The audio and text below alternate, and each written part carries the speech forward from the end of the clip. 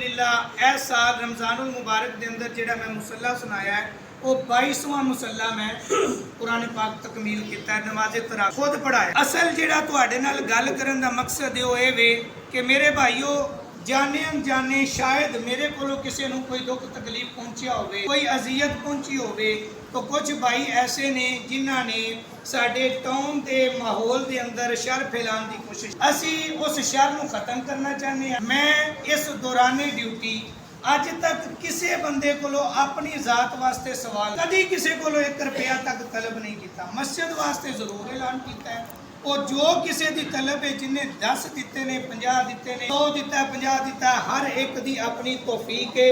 अल्लाह की अता नाल अल्लाह के घर के अंदर दिता है। अल्हम्दुलिल्लाह अल्लाह ताला ने ये मनसब अता किया है ते जिस बंदे का दिता होया वो मस्जिद के ऊपर ही लगाया है, कभी किसी किस्म का फर्क नहीं। सब तो वड्डी गल ये वे कि मेरे भाईओ अगर चंद पैसों की खातर मैं अपना ईमान गवाना होवे ते इस तो कबल जो गुजर गया उन्होंने छड्डो। तकरीबन इस कमेटी जी मुतनाज़ा माहौल सी उस कमेटी को खत्म होया 10 महीने कम अज कम हो। 10 महीनों तो वो 15,000 मैनू देंदे सन, 15 भी गया। 1.5 लाख रुपया बनता 10 महीनों की सैलरी 15,000 के साथ। मैं किसी को 1 रुपया तलब नहीं किया।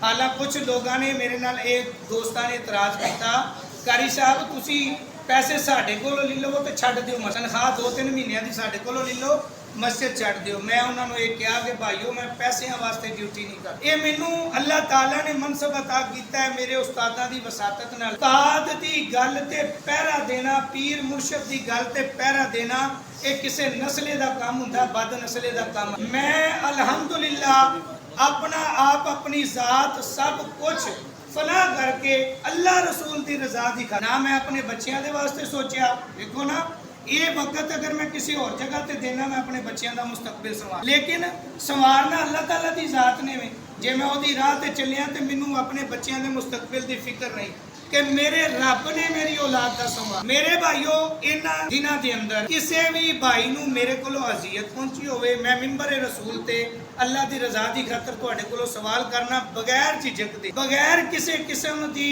शर्मो हया दे तुसीं सवाल कर सकते हो, मैं तुहाडा जवाब। अगर नहीं तो फिर साढ़े कुछ भाई ऐसे ने अल्लाह ताला सब नू हिदायत अता फरमाए, वो ये तासुर पैदा करना चाहते हैं कि मस्जिद बेआबाद हो गई है, मस्जिद च नमाजी को नहीं रहा, मस्जिद के बच्चे को नहीं पढ़ते, लिहाजा एक कारी साहब की वजह तो माहौल के अंदर तनाजात पैदा होए ने, कारी साहब को मस्जिद छड्ड जाण। मैं वो 4 या 5 बंदियां की खातर ए सारे नमाजियां नूं नाराज, मैं मिंबरे रसूल से बैठा हाँ तुहाडे नाल ऐलानिया गुफ्तगू इस तो करना पिया। तुहानू अगर तकलीफ है मेरे भाईओ तुसी इशारा करो, मैं मिंबर तो थल्ले हो जाऊंगा, मैं दोबारा मसले। अगर तुसी मेरे नाल हो फिर चंद शर पसंद लोग जिहड़े ने वो जिन्नियां मर्जी तकलीफां दे लैण।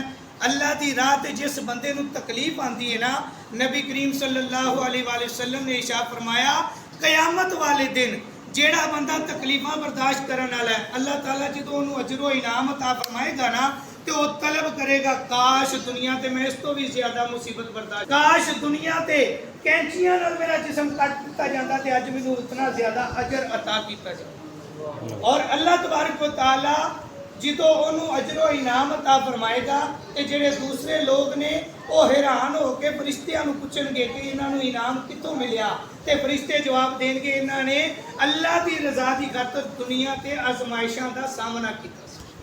तो मेरे भाईओ तुहाड़ियां दुआवां नाल तुहाड़ियां मुहब्बतां नाल मैं सलामत हाँ, मैं खुश हाँ, मेरे मोढे उच्चे ने। अगर तुहानू कोई तकलीफ होवे, अगर खुदा न खास्ता मेरे को कोई पहुंची होवे, मैं ऐलानिया माजरत करना वा।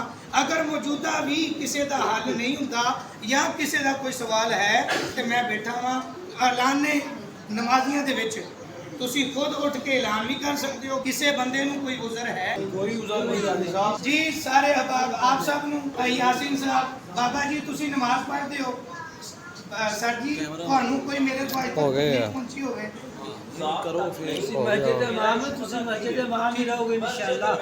बड़ी अल्लाह जो करे नमाज पढ़ी है जी जी, ਤੁਹਾਡੇ ਸਾਥ तो कोई नहीं है ठीक ना कि ਤੁਹਾਡੇ कोई ड्यूटी दे जी जी, लेकिन मस्जिद ਨੂੰ ਤਾਲਾ ਲੱਗਾ मैं कई दफा देखा ठीक क्योंकि नमाजी ਇੱਥੇ चल देखो मैं होना या एक बंदा ਖਲੋ ਕੇ ਚਲੇ ਗਏ ਆ, ਇਹ ਬਜ਼ੁਰਗਾਂ ਨੂੰ ਪਤਾ ਉਹ- ਹੈ। ਜਾਂ ਜਿਹੜੇ ਲੋਕ ਆਉਂਦੇ ਨੇ ਨਾ ਉਹਨਾਂ ਨੂੰ ਪਤਾ, ਜਿਹੜੇ ਤਾਂ ਆਉਂਦੇ ਨੇ ਉਹਨੂੰ ਪਤਾ ਕੀ ਹੈ। ਬਿਲਕੁਲ ਇਸੇ ਠੀਕ ਤਰ੍ਹਾਂ ਹੈ ਜੀ ਜੀ ਜੀ ਮਕਸਦ ਇਹ ਹੈ ਕਿ ਮਸਜਿਦ ਨੂੰ ਆਬਾਦ ਕੀਤਾ ਜਾਏ। ਆਬਾਦ ਕੀਤਾ ਜਾਏ। ਜੀ ਗੁਜ਼ਾਰਿਸ਼ ਇਹ ਵੇ ਕਿ ਵੇਖੋ ਨਾ ਮਾਸ਼ਾਅੱਲਾ ਭਾਈ ਆਬਦ ਨੇ ਗੱਲ ਕੀਤੀ ਹੈ, ਬਾਜ਼ ਔਕਾਤ ਇੰਜ ਹੁੰਦਾ ਹੈ ਕਿ ਕੁਤਾਈ ਹੋ ਜਾਂਦੀ ਹੈ। ਮੈਂ ਵੀ ਮਸਜਿਦ 'ਚ ਨਹੀਂ ਹੁੰਦਾ, ਨਾਇਬ ਇਮਾਮ ਸਾਹਿਬ ਵੀ ਨਹੀਂ ਹੁੰਦੇ, ਠੀਕ ਹੈ, ਔਰ ਬਾਜ਼ ਔਕਾਤ ਨਮਾਜ਼ੀ ਵੀ ਨਹੀਂ ਹੁੰਦੇ। ਇਨਸ਼ਾਅੱਲਾ ਇਸ ਮਸਲੇ ਦੇ ਵਾਸਤੇ ਅਸਾਂ ਮੁਸ਼ਾਵਰਤ ਕਰ ਲਈਏ। ਵੱਡੀ ਈਦ ਤੋਂ ਬਾਅਦ ਮੇਰੇ ਨਾਲ ਇੱਕ ਨਾਇਬ ਇਮਾਮ ਸਾਹਿਬ ਮੁਕਰਰ ਕੀਤੇ ਜਾਣਗੇ, ਜਿਹੜੇ ਮਸਜਿਦ ਦੇ ਅੰਦਰ ਮੌਜੂਦ ਹੋਣਗੇ, ਜਿਹੜੇ ਮਸਜਿਦ ਦੇ ਅੰਦਰ ਮੌਜੂਦ ਰਹਿਣਗੇ। ਮੈਂ ਅਗਰ ਅੱਗੇ ਪਿੱਛੇ ਹੋਣਾ ਵਾ ਤੇ ਉਹ ਡਿਊਟੀ ਦੇਣਗੇ। ਅਗਰ ਹਰ ਬੰਦੇ ਦੀ ਜ਼ਰੂਰਤ ਹੈ, ਮਾਂ-ਬਾਪ ਨੇ ਖੁਸ਼ੀ ਗਮੀ ਤੇ ਜਾਣਾ ਆਣਾ, ਅਗਰ ਉਹ ਜਾਂਦੇ ਨੇ ਫਿਰ ਮੈਂ ਪਾਬੰਦ ਹੋਵਾਂਗਾ, ਮੈਂ ਡਿਊਟੀ ਦਿਆਂਗਾ। ਔਰ ਤੁਸੀਂ ਸਾਰੇ ਅਹਬਾਬ, ਅਹਲੇ ਮੁਹੱਲਾ, ਅਹਲੇ ਇਲਾਕਾ ਇਸ ਮਸਜਿਦ ਦੀ ਰੌਣਕ ਹੋ। ਅੱਲਾ ਦੇ ਘਰ ਨੂੰ ਅੱਲਾ ਦੀ ਰਜ਼ਾ ਦੀ ਖਾਤਰ ਆਬਾਦ ਕਰੋ। ਜਦੋਂ ਅਸੀਂ ਅੱਲਾ ਦੇ ਘਰ ਨੂੰ ਆਬਾਦ ਕਰਾਂਗੇ, ਅੱਲਾਹ ਤਾਲਾ ਸਾਡੇ ਘਰਾਂ ਨੂੰ ਵੀ ਆਬਾਦ ਫਰਮਾਏਗਾ, ਸਾਡੇ ਦਿਲਾਂ ਨੂੰ ਵੀ ਆਬਾਦ ਫਰਮਾਏਗਾ। ਮੇਰੀ ਦੁਆ ਹੈ ਅੱਲਾਹ ਪਾਕ ਸਾਨੂੰ ਸਭ ਨੂੰ ਬਾਹਮੀ ਸਲੂਕੋ ਇਤਫਾਕ ਅਤਾ ਫਰਮਾਏ। ਅੱਲਾਹ ਇਸ ਮਸਜਿਦ ਨੂੰ ਦਿਨ ਦੁਗਣੀ ਰਾਤ ਚੁਗਣੀ ਤਰੱਕੀ ਅਤਾ ਫਰਮਾਏ। ਅੱਲਾਹ ਤਬਾਰਕ व ਤਾਲਾ ਇਥੋਂ ਦੇ ਰਹਿਣ ਵਾਲਿਆਂ, ਇਸ ਮਸਜਿਦ ਨੂੰ ਆਬਾਦ ਕਰਨ ਵਾਲਿਆਂ ਦੀ ਖੈਰ